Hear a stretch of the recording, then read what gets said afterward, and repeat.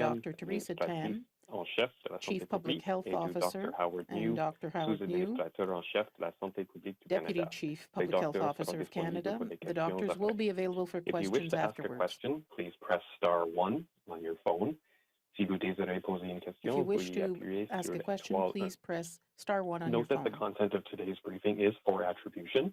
Le contenu de la session d'aujourd'hui est pour Today's content attribution. is for Alors, attribution. procédons. Let's We begin. will then Over to proceed. you, Dr. Tam, please. Thank you. Bonjour à toutes et à tous. Nationally, the steady decline in COVID-19 disease activity continues. The latest 7-day average is now below 2,700 cases reported daily, which is a 70% decrease from the peak of the third wave, with a considerable decline in infection rates. The number of people experiencing severe and critical illness has also declined. The latest 7-day average for the number of COVID-19 being treated in our hospitals each day has dropped 40% since the peak to about 2,600 daily. Of these, on average, under 1,100 were being treated in intensive care units, down 25% since the peak, and average daily deaths are now also down 25% to 39 deaths being reported daily. Although the long months of this pandemic have been difficult, Canadians have worked together to get through the hardest parts, overcome the challenges of the many uncertainties we've encountered, and stepped up to do their part at every turn. This is perhaps no more evident than now, with vaccine uptake increasing in leaps and bounds as supplies have increased and rollout expands. At the same time, Canada's dedicated and diverse health and research professionals have continued to monitor vaccine safety, evaluate effectiveness, and assess the latest evidence on COVID-19 vaccines and vaccination programs in Canada and worldwide. As part of this real-time monitoring and expert review of the latest scientific evidence, Canada's National Advisory Committee on Immunization, or NACI, has worked to quickly adapt its guidance on the use of COVID-19 vaccines in Canada to ensure optimal protection of Canadians at pace with the ever-changing circumstances during this pandemic. As always, NACI recommendations are based on the strength of emerging evidence over top of a strong foundation from many decades of experience with vaccine programs in Canada. NACI's latest guidance released today considered a range of factors from safety concerns through vaccine supply to provide recommendations on the safety and effectiveness of the interchangeability of authorized COVID-19 vaccines or mixed vaccine schedules for first and second doses of COVID-19 vaccines. This advice provides provinces and territories with safe and effective options to manage their vaccine programs, specifically advising that people who received a first dose of AstraZeneca COVID vaccine may receive either AstraZeneca COVID vaccine or an mRNA, so Pfizer, BioNTech, or Moderna vaccine for their second dose, unless contraindicated. People who received a first dose of an mRNA vaccine, so that's Pfizer, BioNTech, or Moderna, vaccine should be offered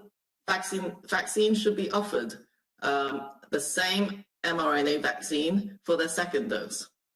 But if the same mRNA vaccine is not readily available or unknown, another mRNA vaccine can be considered interchangeable and should be offered to complete the vaccine series. In short, the interchangeability of vaccines means that you can receive one vaccine product for your first dose and safely receive a different vaccine for your second dose to complete your 2-dose vaccine series for optimal protection from COVID-19.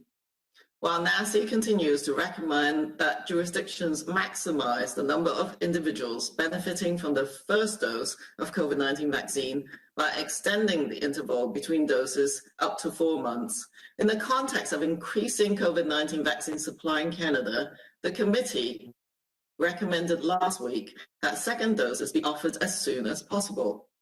NACI recommends that priority for second doses should be given to those at highest risk of severe illness and death from COVID-19 disease, after or at the same time as first doses are offered to all remaining eligible populations. NACI continues to closely monitor the effectiveness of extending those intervals and will update recommendations as needed. Canada's regulatory, public health, medical and research professionals remain dedicated to working together to closely monitor vaccine safety and effectiveness while rapidly responding to new evidence to maintain optimal use of vaccines in Canada. As the science and situation evolves, we are committed to providing clear and evidence-informed guidance in order to keep everyone in Canada safe and healthy. Thank you. Bonjour à toutes et à tous.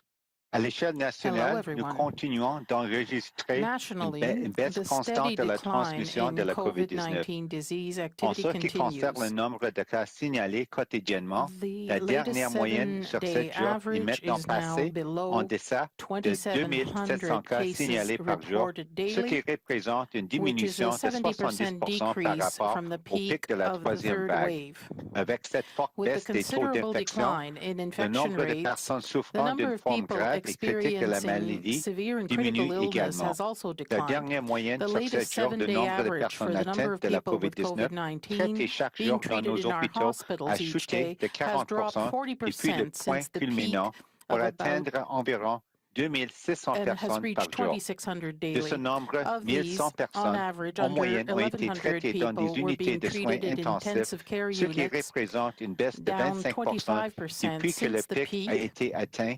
Et le nombre moyen de décès par jour a aussi diminué de 25%, soit 39 décès signalés par jour. Même si les longs mois de cette pandémie ont été éprouvants, les Canadiens ont uni leurs efforts pour traverser les moments les plus difficiles et affronter les défis de nombreuses incertitudes auxquels nous avons dû faire face, sans cesser de répondre à l'appel pour faire leur part.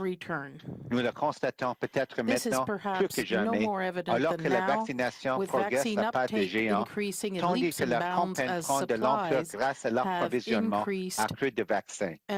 Parallèlement, les différents professionnels de la santé et de la recherche du Canada se sont dévoués à la tâche pour continuer à surveiller l'innocuité des vaccins et ont évalué l'efficacité et analysé les plus récentes données probantes sur les vaccins et les programmes de vaccination contre la COVID-19 au Canada et ailleurs dans le monde. Dans ces efforts de surveillance et d'examen en temps réel des dernières données scientifiques, le Comité consultatif national de l'immunisation, ou CCNI, du Canada s'est efforcé d'adapter rapidement ses orientations au sujet de l'utilisation des vaccins contre la COVID-19 au Canada pour assurer la protection optimale des Canadiens au rythme de l'évolution constante de cette pandémie. Comme toujours, les recommandations de CCNI sont faites à la lumière des plus récentes données scientifiques et s'appuient sur l'expérience significative acquise au fil de nombreuses décennies dans le cadre des programmes de vaccination du Canada. Pour formuler ces plus récents conseils diffusés aujourd'hui, le comité a pris en considération une série de facteurs allant de la sécurité jusqu'à l'approvisionnement en vaccins en vue de faire des recommandations sur l'innocuité et l'efficacité de l'interchangeabilité des vaccins autorisés contre la COVID-19 ou un calendrier de doses mixtes pour les premières et secondes doses de vaccins contre la COVID-19. Cet avis procure aux provinces et aux territoires des options sûres et efficaces pour gérer leur programme de vaccination en recommandant expressément ce qui suit.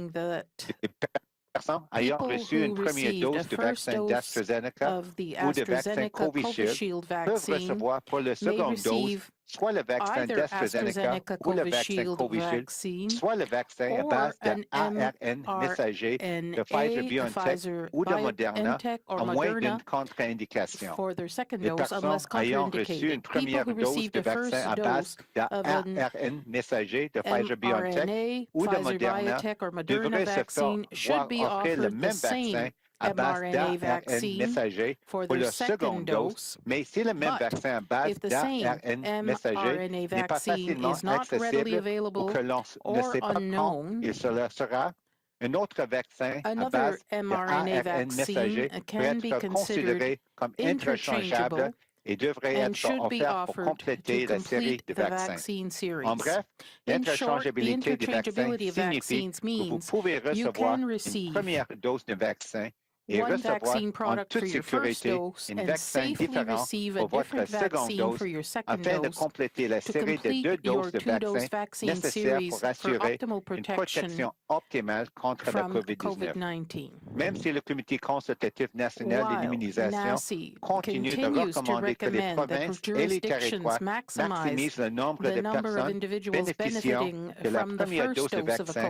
en COVID-19 augmentant vaccine l'intervalle by entre la seconde extending the dose et la interval première dose between doses up to jusqu'à 4 4 mois, months. compte tenu de In the l'augmentation de context of l'approvisionnement en increasing vaccins contre la COVID-19 COVID-19 vaccine au supply Canada, in Canada, le comité the a committee recommandé la recommended semaine last dernière week d'offrir that la second seconde dose doses dès be que possible. offered as soon as Le possible. comité recommande que la NACI seconde dose recommends that soit priority offerte for en second priorité aux doses should be personnes given to qui risquent le those plus at de highest développer une forme risk of grave ou de severe mourir de la illness COVID-19 and death une fois from que toutes les COVID-19 populations admissibles disease auront after eu or accès at à the une same première time as dose first ou pendant doses que ce are offered to processus all est en remaining cours. eligible Le populations. CCNI continuera NACI à continues surveiller to de près closely les données monitor the probantes sur effectiveness l'efficacité of d'un extending intervalle dose allongé intervals entre les deux and doses will et update mettre à jour ses recommendations recommandations selon les besoins. as needed. Partout au Canada, les professionnels de la Canada's santé, de la regulatory, santé public publique, health, de la medical, and recherche et research les organismes de professionals réglementation restent déterminés remain à dedicated travailler to working ensemble together pour surveiller de près la to sécurité closely des monitor vaccins et vaccine leur safety and efficacité, tout en effectiveness s'adaptant while rapidement rapidly aux nouvelles données responding to new scientifiques evidence afin de to garantir une maintain optimal utilisation use of optimale des vaccins vaccines au in Canada. Canada. À mesure que la As the science et la science and situation situation évoluent, evolves, nous we demeurons are résolus committed à fournir des to avis clairs providing clear et and fondés sur les données evidence-informed probantes guidance pour garder toute in la order to keep population everyone canadienne in en Canada sécurité et en safe santé. and healthy. Merci. Thank you. Merci, Dr. Tam and Dr. New. Thank you. Thank you. We will now open the phone line to questions. We ask that you limit yourself to one question and one follow-up. We will be taking your questions in both official languages. Nous allons prendre des questions. We will take questions and ask you to limit yourselves to one question and one follow-up. You can ask your question in either official language. Question, please. Question, s'il vous plaît. Thank you. Merci. Please press star 1 if you have a question. Veuillez appuyer sur étoile 1 pour poser une question. Our first question is from Marika Walsh from the Globe and Mail. Please go ahead. À vous la parole.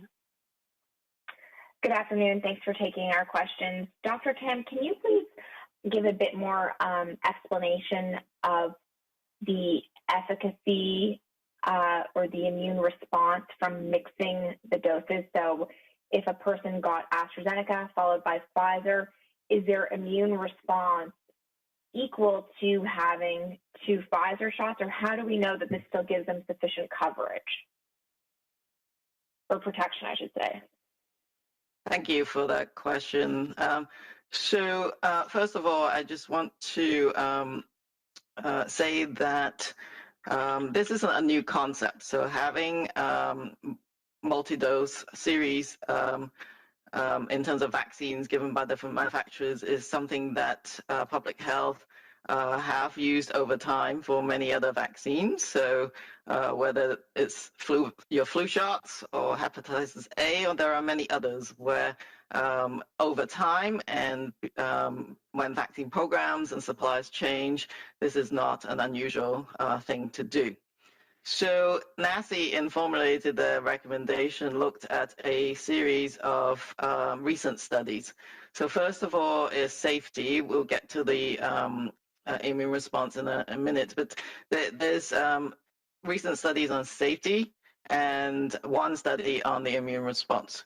So there were studies from Germany, from the United Kingdom, as well as from a Spanish trial, reporting that this combination or this mixed schedule of AstraZeneca followed by Pfizer, for example, is safe, has a good safety profile over a series of different kinds of intervals, 4 weeks, 8 to 12 weeks, for example.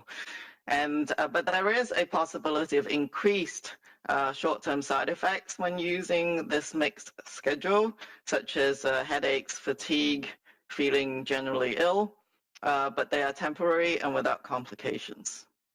And so then if you looked at the actual immune response, the study from the Spanish trial show that if you measure antibody response in someone who got that second dose, who got AstraZeneca and then had the second dose as Pfizer, they mounted a really robust immune response. So that boosting response that you want to see is very much present.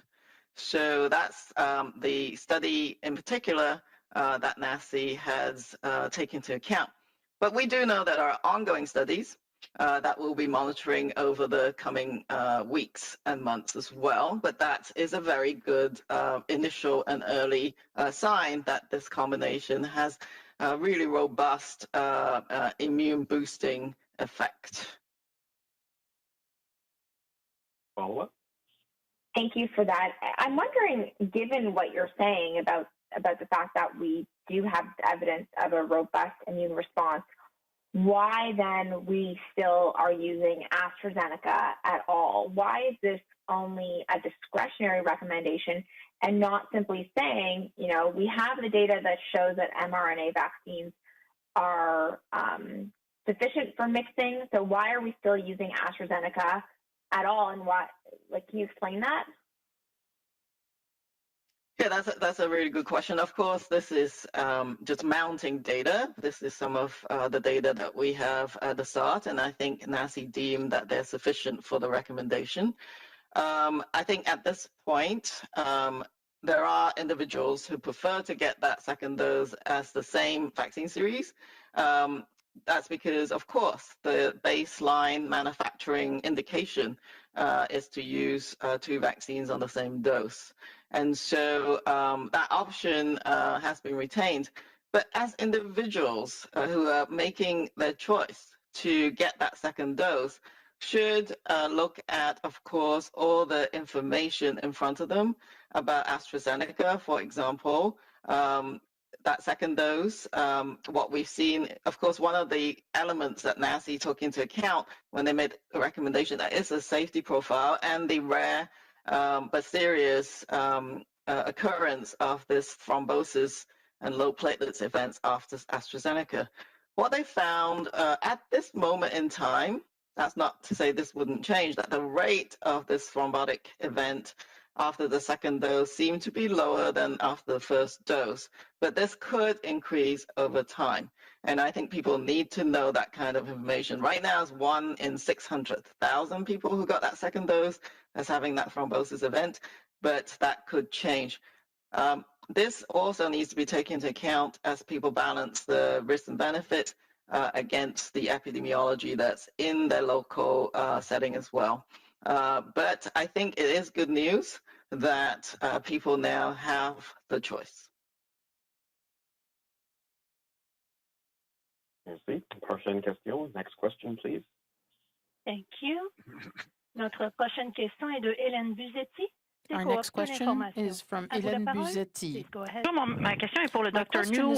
C'est sûrement une question très évidente, mais vous donniez les chiffres tout à l'heure. Il y a une diminution de 70% des cas, mais seulement de 40% des hospitalisations et seulement de 25% des soins intensifs, des hospitalisations en soins intensifs. Alors, j'aimerais savoir, est-ce qu'il faut tirer la conclusion automatique que ça prouve que les cas sont plus sévères qu'avant, ou est-ce qu'il y aurait aussi la possibilité que les gens se font moins dépistés qu'avant et ou que maintenant que nos hôpitaux débordent moins, on garde peut-être à l'hôpital et aux soins intensifs des gens qui, lors de la première vague, n'y auraient peut-être pas eu accès. Merci pour la question. Oui, c'est une bonne question et je sais pas les données probantes sur le terrain. Moi, je peux dire oui, normalement, les données des hospitalisations, des décès, comme on a déjà quand ce sont des indicateurs tardifs liés avec les taux d'infection. On sait aussi que l'épidémiologie aussi a évolué parce que maintenant, c'est plus aussi les groupes d'âge plus jeunes qu'avant. Et c'est quelque chose à surveiller. Donc, pour moi, c'est difficile vraiment donner une réponse. OK, c'est seulement à cause de peut-être les hôpitaux sont moins débordés, mais on ne sait pas exactement. Moi, j'ai aussi reçu quelques informations que l'évolution de la maladie parmi les jeunes, des fois, on sent c'est plus long aussi avec beaucoup des autres peut-être conséquences. Donc, c'est vraiment difficile. Je pense que vraiment la leçon à tirer, c'est que la COVID-19, c'est encore une infection qui peut être très grave pour n'importe quel âge. Donc, je pense qu'il faut vraiment garder toutes les précautions individuelles aussi. Il faut toujours garder aussi les mesures sanitaires de la santé publique à l'échelle de la population. Donc, je pense que c'est un peu plus tôt, mais on voit déjà l'impact de la vaccination parce que les personnes plus âgées qui ont plus des vaccins reçus ou administrés comme même une deuxième dose, on voit qu'on a eu des impacts positifs. Donc, c'est toujours important de continuer avec le déploiement des vaccins pour tous les âges et aussi, c'est très important aussi de continuer avec les mesures de santé publique. Mais en fin de compte, ce n'est pas une réponse facile à vous donner à ce moment. Merci. J'ai pas de suivi, merci. I have no follow-up. Thank you. Merci. Prochaine question. Next question, please. Next question. Merci. Next question is from Mackenzie Gray from CTV News. Please go ahead. À vous la parole. Hey, doctors. In the report from NACI, I just wanted to point out that they said that there is, quote, no data currently exists on the interchangeability of COVID-19 mRNA vaccines. If there's no data on it, why is there a recommendation that Pfizer and Moderna can be used interchangeably? Yes, they're ongoing studies, but they're not published at this point in time. But they are essentially very similar vaccines. They're both mRNA vaccines, and also that they are targeting the similar target, which is the spike protein, in a formation that's actually very similar. So even though maybe the lipid coating is a bit different, but the key aspects of their makeup, as well as that specific spike protein target produced by Pfizer BioNTech and Moderna are essentially very similar. And with that, there's also of course, as I've said, many decades of experience with interchangeability of other vaccines as well. But partly it's because of that very similar nature of the type of vaccine that we're talking about. Yeah, it's Dr. New. I would just underscore the point that Dr. Tam made, that it's really, of course, we're always looking at gathering more real-world data, but I think we're also looking at the principles of vaccinology, and as Dr. Tam has stated, the fact that that they're a similar type of vaccine, and we've seen in the past that for different diseases that vaccines from different companies can be used interchangeably with great success in dealing with these other diseases that vaccines have been long used for. That's what we're looking at, and you can see even looking at the dose interval. It was kind of controversial at the beginning. If you look at the manufacturer based on the clinical trial data at a certain interval, but based on the principles of vaccinology, that actually extending the dose interval actually gives you a sort of a longer lasting, better sort of a protection immunity in the long run.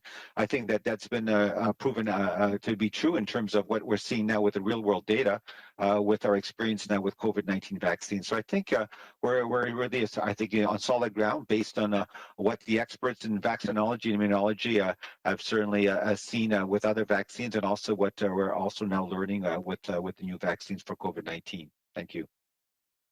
And maybe I'll just follow that up. That Mackenzie, there are some background in the NACI statement that you can also look at about the general principles of interchangeability. So the vaccine should be authorized with the same indications, similar schedules, same population, recommendations. They contain or produce comparable types of antigen. As I said, this is the S antigen, the spike protein, and they're similar in many ways with their safety profile and their initial immunogenicity and efficacy were actually really pretty similar between those trials. So all of those were taken into account. Dr. New, you mentioned real-world data, and we've seen a lot of obviously very encouraging real-world data of people getting 2 shots of Pfizer, Moderna, and 2 shots of AstraZeneca as well. We've seen studies out of the UK that have actually pegged that potentially it's 90% against symptomatic disease. Why should we change course when we see that the real-world data with millions of people getting 2 shots has been so good, and the studies that we have out of Spain only have 600 people, and the German study isn't even done yet? Why should we be changing course when the real-world data has shown such success with the vaccines that we currently have? Yeah, maybe I think I just underlined the point that we made with our opening remarks that, obviously the vaccines that were approved were based on sort of a 2-dose schedule. And ideally, they would be a sort of the same vaccine used for both doses. And that's obviously what I think you're stating with the Pfizer BioNTech vaccine and seeing with Moderna, and the fact that you may interchange.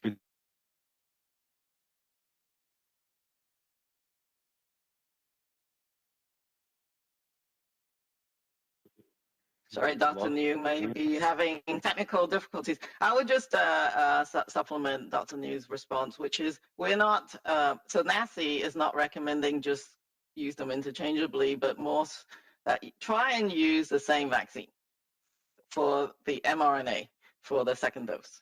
But if you can't find it, or you don't know what someone had, whether it was Pfizer or Moderna for the first dose, then another mRNA vaccine can be considered. But you're correct that some of the real-life data shows that both vaccines and their 2-dose schedule has been very effective. So we'll say just go ahead and swap those 2 doses, try and find the same vaccine, same mRNA vaccine. But if you can't for some reason, then they consider them interchangeable. Merci, thank you. Do we have you back, Dr. New? Non, pas encore. Okay. Allez avec la prochaine question. Next question, please. Thank you. Our next question is from Mia Robson from the Canadian Press. Please go ahead. À vous la parole. Hi, Dr. Tam. What would you say to Canadians who are looking at all of this data and feeling like every time a new recommendation comes, we're sort of rolling the dice on the limited information that we have? And we're getting to the point now where the people who aren't vaccinated are maybe the ones who we have to convince. So what do you say to them who look at this and just wonder, well, how do we know that any of this is safe if it's based on such small numbers? Yeah, so thank you for that question. First of all, I think it's really very encouraging, the vaccine uptake at this point in time. So I am very encouraged by the vaccine uptake, and that the vast majority of Canadians are following public health advice. And even though I have to say over time, some of it has been difficult to understand, they followed along with the public health authorities. They've rolled up their sleeves. And they, in fact, have been waiting for this recommendation with eagerness. And that especially those who received their first dose as AstraZeneca. And so I think much as with the other recommendations, I have a lot of confidence in the work of both Health Canada regulatory authorities, but also in the National Advisory Committee on Immunization. They should be reassured that, as I've said in some of my preceding responses, that this is a pandemic. We will get real-life data, and it is great that we do. But which means that the committee has to update its recommendations on an ongoing basis. But on top of the real-life data, which is very important, and I've just told people what they were, particularly safety, but this good immune boosting effect of that second dose that's different, the mRNA following AstraZeneca, are those general immunological and vaccine knowledge that have been built over decades of vaccine programmatic use and the immunology that goes with it. And so I think from that perspective, Canadians should be reassured that we're here to be transparent and give them the information as it becomes available. It is not easy for people, we understand that. But we will strive to provide this information as clearly as we can. But we will get more data. And I think as we've seen, as Dr. New has said, when NACI recommended the initial interval recommendation, people were understandably had lots of questions. But we know that we have to monitor this on an ongoing basis. So I think one commitment that the public health community and our experts have committed to is just ongoing updating and monitoring as we have the information, and we'll communicate that. Thanks. I'm also wondering if you could talk about why we haven't provided more advice to go faster to second doses, and what information we have about 1 dose versus 2 dose against the variants of concern that are circulating in Canada. Yes, it's very important for people to get 2 doses of a 2-dose schedule. That is absolutely vital for people to remember that. So always go back for your second dose. So for that interval, we've been monitoring the evidence, and that first dose showing very good effectiveness over time. In fact, last Friday, I presented a graphic that showed that, in fact, the number of people who got infected after receiving a first dose, 14 days after receiving that first dose, is actually a very small number, and even smaller if you looked at the number, but smaller numbers of people who receive the second dose and see what happens to them. Very few of them get infected. Having said that, really you need that 2 dose for maximizing your protection and for the duration or the durability of that immune response, which is still being monitored at the moment. When it comes to the variants, in particular the B117 variant and the B1617.2 variant, which are the more predominating variants in Canada, but also especially B117, but also globally. These are the 2 that we're watching at the moment. They are more transmissible and they spread. But in general, 2 doses of vaccine are very good for covering them. But 1 dose of vaccine showed less vaccine effectiveness in a study that came from the United Kingdom. So again, if variants are circulating, it's very important to get the second dose. Then, well, what is the optimal interval? I think we know, in fact, that based on, again, basic immunological knowledge on vaccines, but now real-world data, again, perhaps for the data coming from the UK showing the Pfizer shot, for example, if you stretch the interval, even for the more senior populations, the immune response is really good, and in fact is probably better after a more extended interval. So what do we do with all that information? Well, I think right now, public health authorities are now compressing that second dose, now that vaccine is more available. They will not be going to the 16 weeks, they'll be compressing down. Many of them are compressing that interval down to about 8 weeks, which sets a bit of a balance between the fact that you might want the second dose as quickly as possible, but also to not perhaps go down too far and not being to take advantage of the potential augmentation of maturation of that immune response at a longer interval. So it's a bit of a balancing act, and you're going to see provinces come out with how they are scheduling and second dose. Yesterday, I actually read that in Saskatchewan for the first time, yesterday they had more doses given for second doses than they do for first. So you're going to begin to see that acceleration of that second dose in the days ahead. Dr. Tam, it's Dr. New. Just want to make sure I reconnect. I apologize. I lost my internet connection, so I'll have to talk to my my company about that, internet company. The only thing I would also add to maybe what Dr. Tam said about the variants, and I apologize if I've missed something that was already said, is that one of the, I think, the issues that the provinces and territories are also looking at is that we obviously want to make sure that everyone gets their 2 doses, and we want to improve vaccine coverage, but you can't just look at it for, let's say, jurisdiction as a whole. I think we're also very live to the issue that there are maybe pockets or maybe certain communities in which, you know, there's maybe a more sort of under-vaccinated individuals compared to the population as a whole. So that's also very important in terms of dealing with you know, variants, but also COVID-19 in general. So I think that's one of the things that we're going to also drill down to. I think obviously our colleagues in the provinces and territories, and looking at pockets, looking at you know, maybe a certain key subpopulations, what might be driving why there may be under-vaccinated, is it vaccine hesitancy, et cetera, and so on, and trying to drive and deal with that as well, so that overall for Canada, we will hit our targets in terms of the vast majority of the population receiving their 2 doses. So I'll leave it at that. Thank you. Thank you. Next question, please. Prochaine question, s'il vous plaît. Thank you. Our next question is from Abigail Beyman from the Global News. Please go ahead.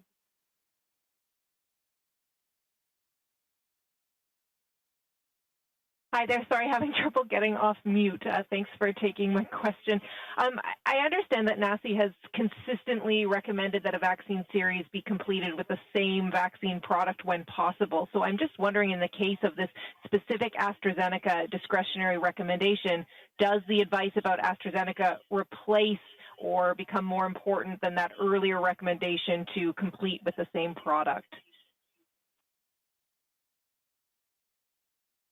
Yes, one of the, it's Teresa Tam, one of the key drivers of considering this recommendation is the observation, of course, of the rare but serious side effect of the vaccine-induced thrombosis with low platelets.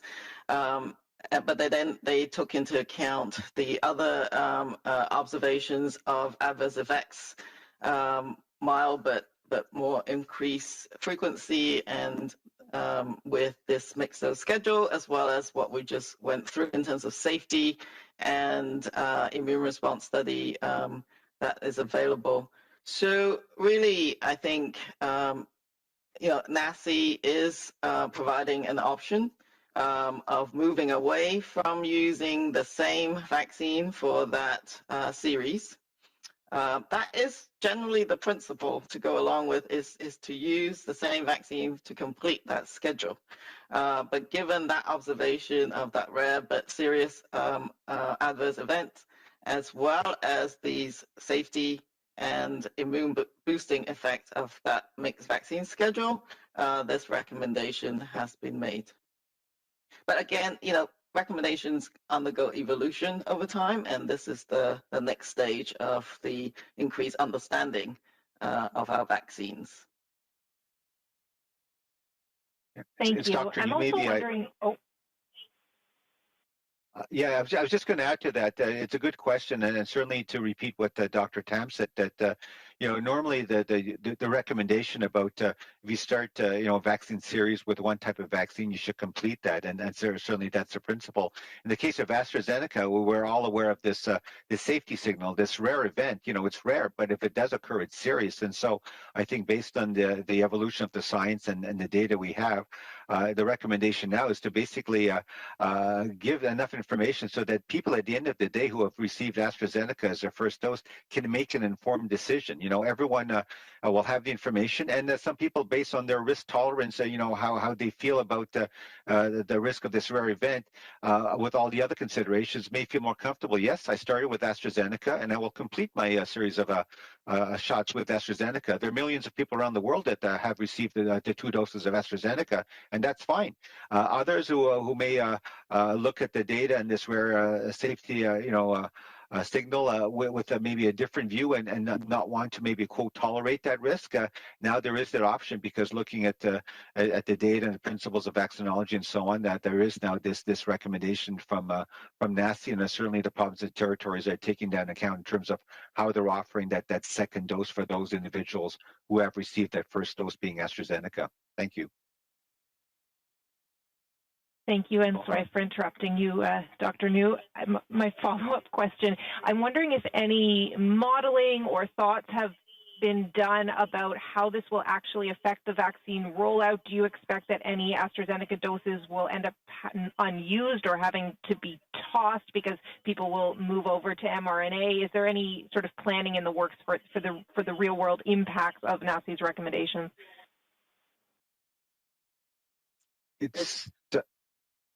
Go ahead, Teresa. Yeah, no, I think that's a really good question. We don't want to, of course, leave any vaccine doses unused, and that has to be minimized.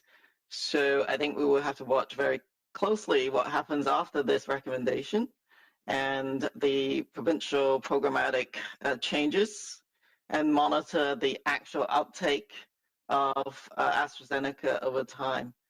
I think what we will stress is there's enough vaccines from both for people to receive either the second dose as AstraZeneca or as mRNA. So that is not an issue, but what you're saying is really important. We don't want to be ordering vaccines if we're not using it, but that can only be ascertained, I think, in a more granular way when we see what the uptake looks like in the coming days.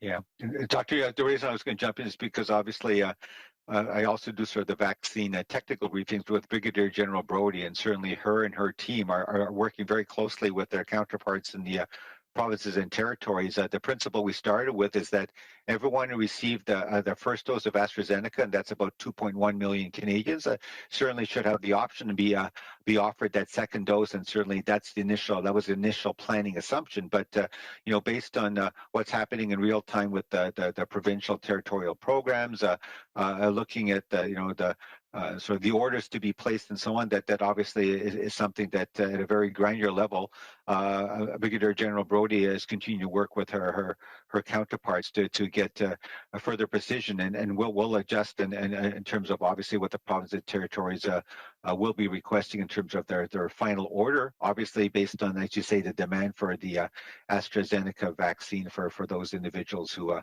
may want to receive that as their second dose. And of course, we have lots of mRNA vaccine, and now with the NACI recommendation, are able to offer that as another option for those individuals.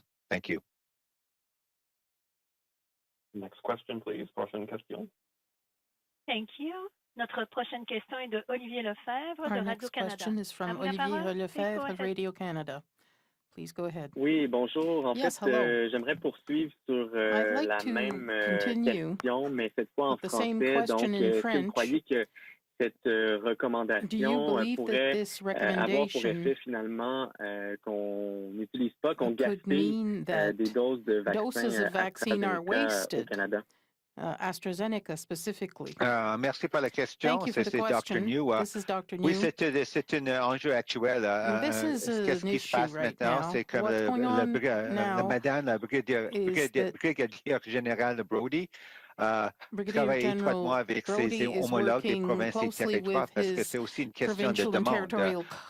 Toutes les provinces et territoires sont au courant de combien de personnes dans leur comme les juridictions ont déjà reçu la première dose du vaccin AstraZeneca. En total, pour tout le Canada, c'est 2,1 million de personnes ont reçu une première dose de vaccin AstraZeneca. Et pour la deuxième dose, on a commencé à planifier, au moins, il faut être prêt à offrir une deuxième dose de AstraZeneca à toutes les personnes qui ont reçu la première dose. Mais au fur et à mesure, avec la demande, qu'est-ce qui se passe actuellement dans les provinces et territoires, et maintenant aussi avec la recommandation the recommendation that another option, another choice can be offered to those who got an AstraZeneca dose the first time. Brigadier General Brody continues to work closely with his counterparts, and will probably adjust the deliveries of AstraZeneca vaccines to the provinces and territories, because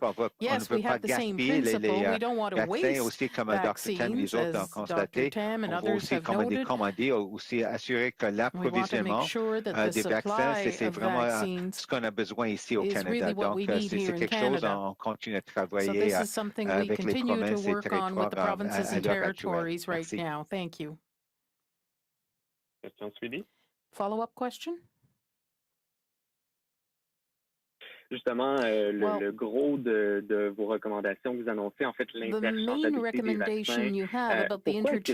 des vaccins. Pourquoi est-ce que ça arrive maintenant? Pourquoi c'est pas arrivé avant? Parce que vous disiez, c'est une pratique qui se fait depuis longtemps, puis on a peu de données, vous l'avez mentionné. Donc, pourquoi est-ce que ça arrive maintenant? Est-ce que c'est parce qu'on ressent une certaine urgence dans cette course contre le variant indien? C'est une bonne question. Oui, yes, that's a good question. Yes, the principle of interchangeability of vaccines for other contagious diseases is well established.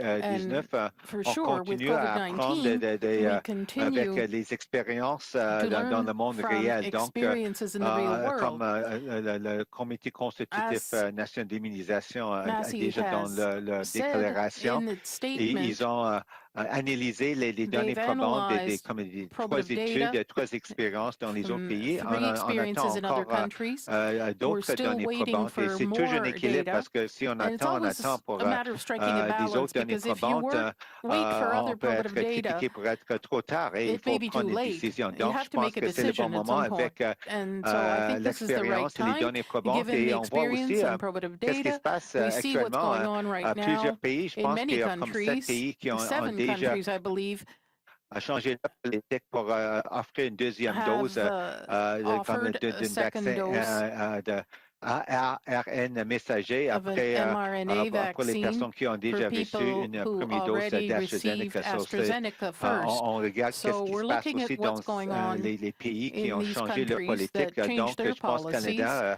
le Canada est dans une bonne position. On a des données probantes, on a des expériences des autres pays.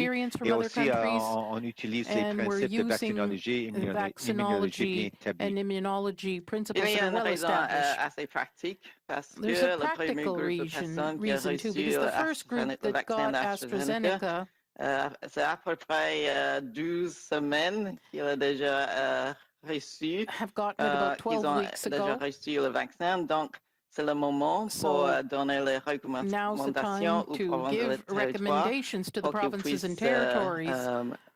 continuer le programme pratique. C'est une question de pratique. Program. It's a practical issue.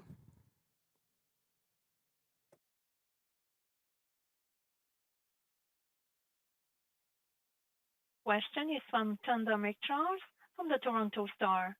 Please go ahead. À vous la parole. Hello, Dr. Tam. I haven't had a chance to read through the whole document, but I just wonder if you could clarify. So as I understand it, then the mRNA vaccines can follow AstraZeneca and another mRNA can follow another mRNA. But why is the reverse not true? Why couldn't an mRNA vaccine be followed by an AstraZeneca dose if someone was so inclined?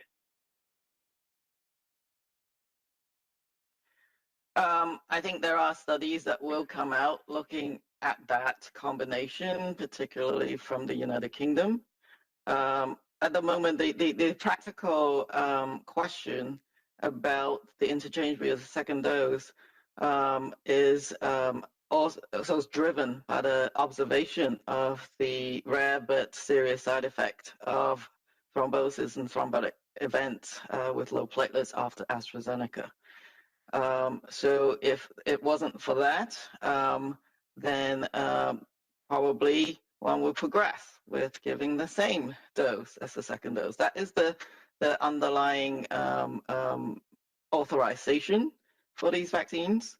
But because of that observation, the whole world was very interested in the option for that second dose, and many countries have gone ahead already, and like many countries in Europe, for example, have already gone ahead with that mixed vaccine schedule. So that was the obviously the key piece of recommendation coming from the committee. For the mRNA vaccines, I think as some of your colleagues have pointed out, performed extremely well in terms of clinical trials and real-world effectiveness with 2 doses of the same vaccine. So and we should be following the indications for using the same vaccine.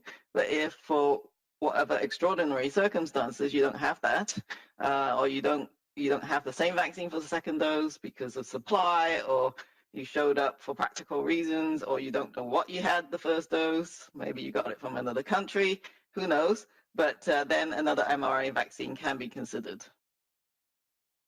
to just complete the series. The key is to get 2 doses. Okay, thanks. The other question I have is Health Canada's media relations couldn't answer this question and suggested I ask it at this news conference, even though it's not quite on topic, but perhaps you can shed some light on this. The guidance that has been issued in terms of how various sectors should respond and look at reopening and whatnot, all deal with sectors and employers and industries, but I'm wondering if you have or will, or do you intend to give specific guidance to individuals, or will you leave that solely to provinces and territories? And by that, I'm asking things like somebody who has a first vaccine, what can they do?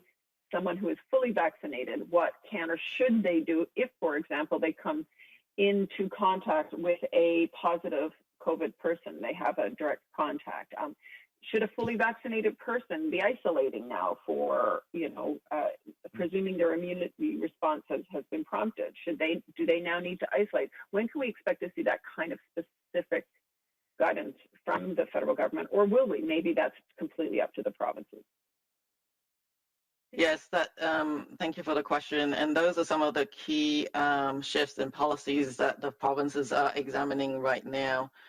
For example, if you're fully vaccinated and you were under an exposure setting, would you be considered as low risk, or would you a low risk contact, or would you be required to quarantine?